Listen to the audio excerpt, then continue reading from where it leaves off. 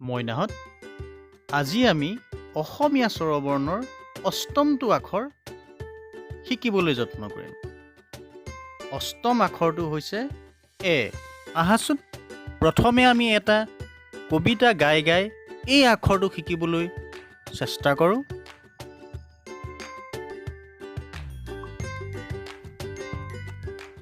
Major ওপৰত এক bottle, এঠা পৰি আছিল, এন্ধাৰতে এহাল এন্দুৰ তাতে আহি লাগিল। মইনাহঁত, আকৌ গোৱা।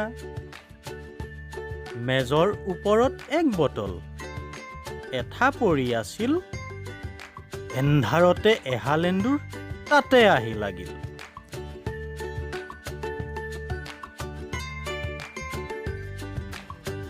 আকাশেৰে এৰোপ্লেন এখন উৰি গুচি যায়, এৰাপাত খোৱা এৰি পলুৱে মূৰ দাঙি চায়। আকাশেৰে এৰোপ্লেন এখন উৰি গুচি যায়, এৰাপাত খোৱা এৰি পলুৱে মূৰ দাঙি চায়। মইনাহঁত, আমি এতিয়া এৰে আৰম্ভ হোৱা কেইটামান শব্দ পঢ়োঁ। এক,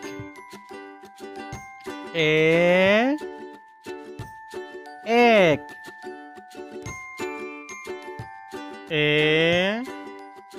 এঠা, এঠা,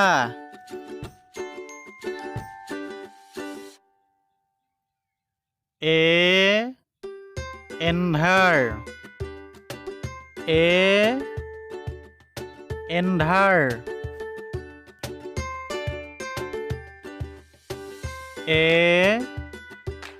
এহাল, এহাল, এন্দুৰ, এন্দুৰ, এৰোপ্লেন, এৰোপ্লেন, এখন, এখন, এৰাপাত, এৰাপাত,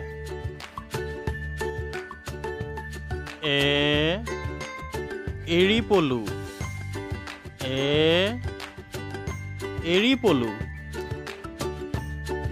মইনাহঁত, আজি আমি অসমীয়া স্বৰবৰ্ণৰ অষ্টমটো আখৰ শিকিলোঁ আৰু অহাকালিলৈ আমি ইয়াৰ পিছৰ আখৰটো অৰ্থাৎ নৱম আখৰটো শিকিবলৈ চেষ্টা কৰিম। তোমালোকে ভিডিঅ'টো চাবলৈ নাপাহৰিবা। ধন্যবাদ। কালিলৈ তোমালোকক পুনৰ লগ পাম।